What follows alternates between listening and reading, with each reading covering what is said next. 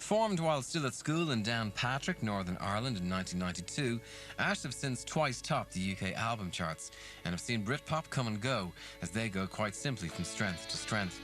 The band are Tim Wheeler, Mark Hamilton, Rick Murray and London-based Charlotte Hatterley, who joined just after the first album. That album was the 1996 release, 1977, which entered the UK charts at #1 while the band were still awaiting their final school results. Its follow-up, Nuclear Sounds, released in 1998, was less successful, and that, and a grueling tour schedule, almost drove them off the edge. Luckily it didn't, and the band emerged triumphant in 2001 with another #1 album, Free All Angels. It's their best to date, cementing Tim Wheeler's reputation as one of the most natural songwriters in the business. So far it has yielded an amazing 5 top 20 singles. Mind you, back in 1992, they might just as easily have formed an American football team. Well, to begin with, I met Mark when he moved to my hometown when we were 11, and sort of, I think around that time it was American football was a big craze, so we were, I don't know, he had some mad idea about getting an American football team together, and but like we sort of looked into it, buying all the equipment, and it just seemed really expensive, you know, all the gear. It's a crazy idea anyway, like to join some sort of league anyway. And then, yeah, so that sort of fell through. So then for Christmas we all decided, like about 10 mates, to get guitars and like start a band or something. And so everyone did, except just the two of us were the only ones who really stuck at it, you know. And that was Vietnam. Well, we were sort of into like Megadeth and Iron Maiden and lots of like metal. So that's what we were trying to sound like, but we weren't actually good enough at our instruments to play any covers, so we had to write our own songs from the beginning. And they were always like a bit more melodic and almost, I guess they sounded a bit more punk, just because we, you know, our ineptitude. We kept that band going for 3 years, and then, you know, we just got kind of sick of the other guys that we got in the group, because they, you know, they weren't very committed really. So and around about the same time we discovered Nirvana, so we got really into like the whole punk rock thing, and that's when we met Rick, and he joined the band. He was like a geek in the year above us in school. We decided to call ourselves Ash, and then like a week later we were in the studio and did our first demo tape. And that was just like, it was the beginning of summer in 1992. Then we posted the old drummer of the demo tape through his door. That was whenever we found out he was fired. It was pretty good. He was 19 and we were about 14, 15, so it was quite something to get sacked by someone who's like 4 years younger than you. Such ruthlessness led quickly to the recording of a 7-inch single with La La Records, the brilliantly received Jack Names The Planets, released in February 1994. Well, for 2 years we sort of played around Belfast and Downpatrick and sent tapes off to London, like a friend of ours did that. And that was how, well, La La Land Records picked up on it. He was just like, I think it was their first release. And yeah, he'd never even heard us, well, he'd never seen us play or anything like that, and he loved the song Jack Names The Planets, and that became our first single. Well, that got played a lot on the radio, like John Peel and Mark Radcliffe, and sort of Evening Session, a lot of stuff in the UK.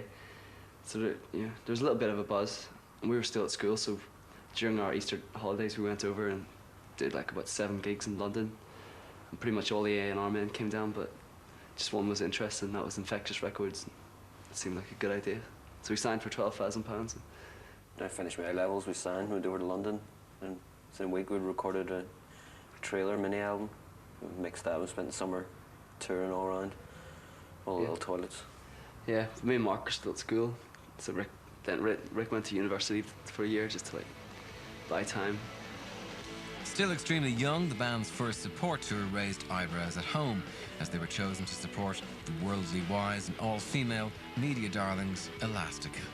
We did this tour of Elastica, and our manager had to come over to our headmaster's you know, to ask him permission for us to get 2 weeks off school. And like, so I went off to this tour with this big sort of pile of books of homework to do, and you know, I tried to do some French homework the first night, and just like, fuck this, you know, this ain't rock and roll. So yeah, came back with a big backlog of homework. I think my parents were a bit concerned, but you know, that all changed as soon as the first time I saw us on Top of the Pops. Well, our manager was, yeah, he was pretty, you know, very cool. He sort of planned the whole things out so that, like, we knew we had Girl from Mars, we knew that could be a big single, but we didn't want to release it while we were at school, because, you know, we had the exams and stuff to do. It was crazy. Just sort of that final year we were at school, we released a few singles, and they sort of gradually kept getting bigger and bigger, but as soon as we left school, you know, Girl from Mars came out and it exploded. It was mayhem. It was the maddest summer of my life. Yeah, like, I finished my exams, 2 days later, we were playing Glastonbury, you know, and that was like the summer of Britpop, so we had like Supergrass, and, you know, Pulp and Oasis and Blur, and, you know, it was like everything was kicking off. Sort of Girl from Mars was just amongst that whole wave, really. So it was very exciting. We went on tour, we went crazy. Everyone finished school, and Girl from Mars went, you know, top 11. We ended up just like touring the whole summer, and then we had a break for like a week or two, and then went to just all around the world, you know, like Japan, Australia, America, and all that. So that took us up to about December. It was a couple of weeks in to write the album. He said, okay, there's 3 weeks there, write your first album. We met Owen Morris, and at the time he was producing Oasis and The Verve. He was a great producer, you know, and he really taught us so much. He helped us form our sound a lot. The success of Girl from Mars prepared the ground perfectly for the release a year later of their debut #1 album, 1977. It did also leave precious little time to complete the album. Well, yeah, basically we toured non-stop for 4 years. Like, as soon as we left school, you know, including like recording time, we just didn't stop. Because as soon as we finished the tour for 1977, then we went straight in the studio to do Nuclear Sounds and toured that. The pressure got to me actually a lot, because especially being so young, you know, and you know, it'd been such a stressed out time making the record because it was in such a short amount of time, and people were just like gagging for it. So we really had to have made kind of almost too quickly, I guess, but it turned out good. But we went on the road straight away, and I was still fried from the studio, and all of a sudden we had this whole like fame thing thrust on us, because it was a big story at the time, you know, these like teenage boys from Northern Ireland, like #1 in the charts. I think we were like the first Irish group ever to have like a debut #1 album. So that was, everyone just wanted a piece of us. And at the same time we had all this like free drink and everything, we were going mad. It was May and the album had come out, and we were on the road. I just felt like I couldn't handle it, felt like giving up. Yeah. We had this meeting. And did your washing? Yeah. Didn't come back. I was meant to do some We interviews. split up for a couple of hours once in Germany. Yeah. But then, you know, I think it's because we were such good mates, you know, that we stuck through it and, you know, came out. We needed to like get away and rethink and take a break, you know, kind of convalesce, sort of. We knew it was a good idea. Yeah, so there was like no pressure to make this new album. There's like, the record company wasn't, you know, they were just saying like, go away and take as long as you want. We weren't such a priority, you know. So I think that was really good for us, because we went back to Northern Ireland and we were just hanging out and like rehearsing in my mum's garage, and you know, just like getting back to where we started and why, you know, we rediscovered why we loved doing it. And we were just having a laugh, you know, carrying our own equipment out and setting up, and I was writing like loads of songs. I just got really inspired. I think it's just as soon as the pressure was off, I just wrote so much stuff. Well, I pretty much had some sort of like writer's block as well on Nuclear Sounds, but I think that was like a psychological pressure thing, and I was just reluctant. I think what I probably needed was to take time off. But, you know, through it all, we got some great songs by writing together. But this album, I just got going. I was writing loads of stuff. I'd write, like, with this new album, I'd write a verse and a chorus or something and bring it in to the band, and we'd, like, jam around it and arrange it. And, you know, some songs, like, took so many drastic different versions, like Candy. It evolved, like, so much over the time. Such a drastic change from, like, Nuclear Sounds, or Tim would be very reluctant to, even if you had, like, few bits of songs we were very reluctant to play to anyone on such an embryonic stage. This time we just like have the acoustic guitar and just play through it, and just like we loads of stuff, and just, everyone was getting really excited about it. You know, it was almost like back in the early days when before we were signed, before we started out, when we used to like, get together on weekends or whatever and just play through stuff and just get really excited about new stuff. You know, no pressure from sort of the business side or anything. It's just great. Yeah. And yeah, when we sent the tape of Shining Light over to our manager, he was punching the air.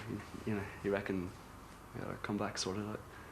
We knew it was going to be an uphill struggle, you know. It was like last November we had to go and do that Back to Basics tour and played all the sort of small venues and just try to reignite the fan base, you know.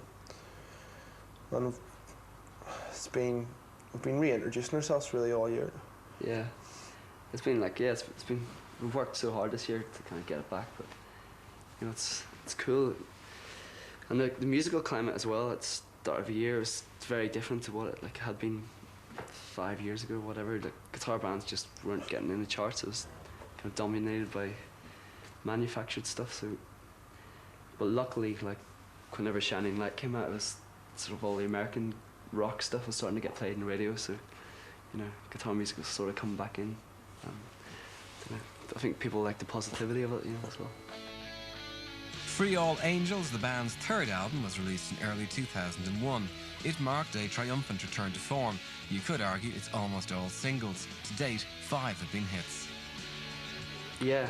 Quite a lot of shock as well, because you know, the records out that week was like Janet Jackson and stuff like that, and start of the week it was like, well, as long as we go sort of top 5 then we're safe, you know. But as the midweeks kept on coming and kept on staying at number 1, it was just like, nah, it's not going to happen. But I guess it's more of an achievement doing it now in the current musical climate with all the pop stuff rather than sort of like 1977. You know, guitar music was quite a big thing, so it's really cool. I think yeah, we definitely really achieved a lot this year. You know, now, yeah, it's all we wanted to be kind of back in that same level that we were, and hopefully in the future we'll take it off and keep going. I'm really proud of the album, but I haven't listened to it for like 6 months or something because we play it every night, so I don't sort of. But I can't remember what it sounds like, like the actual recording. Yeah, so it hasn't been listened to in such a long time. It'd be nice to sort of take a break and listen to it in the new year or something. We've got a bit of time off. I'm sure it's going to sound a lot slower. Yeah. That's for sure. Yeah, we play everything but yeah, so fast live. I think song-wise, I think it's just like their strongest album, like straight across the whole album, and like sound-wise, it's brilliant as well. You know, it's like it's whether you know 1977s were always going to be really close to us. You know, the first time it really took off. I think there's some absolutely magic moments in that, but I think Free All Angels as an album is just like stronger across the board. Ash are one of the few bands to have learned such a lesson and survived. 2 #1 albums, rave live reviews, and still in their early 20s. Could an Irish band at last be about to draw level with U2? They're going to hand us the baton someday. Yeah. Yeah, the old fuckers. Yeah. Yeah, it'd be nice to make it in America because I think we've really developed as a live band as well. Like we're just in such good form now. I think, and just the more albums we get, the better we're gonna get. So I don't see any reason why we can't like take over the world to some extent. And it'd be nice to have like a really great, big, massive international single. That'd be cool. I think we're just thinking in the next few years. Really, we don't plan any further ahead than that. Yeah, it's like just, but we know, we've learned now you can't get complacent, you just got to work at it.